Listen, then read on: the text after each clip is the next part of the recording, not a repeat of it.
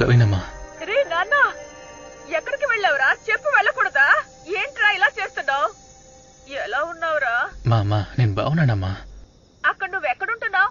భోజనానికి అది ఏం చేస్తున్నావు? ముందు నువ్వు బయలుదేరొచ్చి. అయ్యమ్మా, వాటిలో ఏ ఇబ్బంది లేదు. నేను బాగున్నాను. నా ఫ్రెండ్స్ అందరు ఇక్కడ ఉన్నారు. నాన్నున్నారా అమ్మా? ఉంటయ్యా ఉండు. ఏమండి, బాబు ఫోన్ చేస్తున్నాడండి. కవి, నాన్న చెప్పరా కవి. రే, ఏమైందిరా? నాన్న, నాకు ఈరోజు వరకు నటన మాత్రమే తెలుసు అనుకునేవాడి నాన్న. కానీ నాకు ఇప్పుడు అది కూడా రావట్లేదు నాన్న. నా నటన చూసి ఇక్కడ అందరూ నవ్వుతున్నారు నాన్న. వీళ్ళందరూ ఏదేవో చేస్తున్నారు నాన్న. నేను వేస్తున్నానా? ఏది రావట్లేదు, ఏది తెలియట్లేదు. నేనేం నేర్చుకోలేదు నాన్న.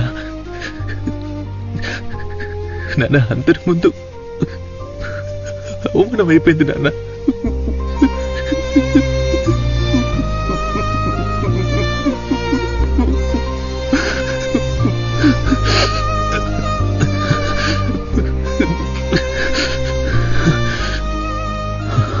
అంతేనన్నా, నేను వచ్చేస్తాను.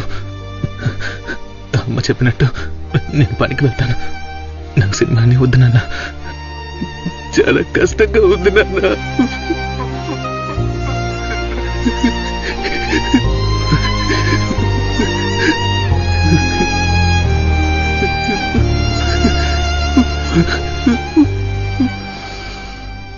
అరే, ఏంట్రా తెలియలేదు నీకు?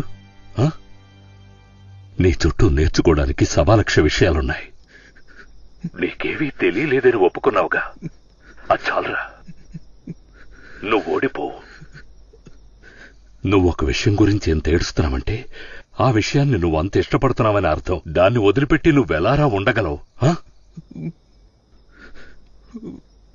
ఇలా ఓడిపోయాననే విరక్తితో నువ్వింటికి రావద్దు.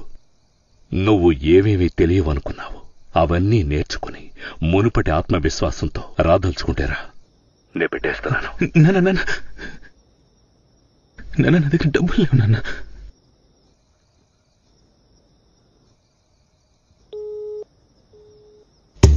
నాన్న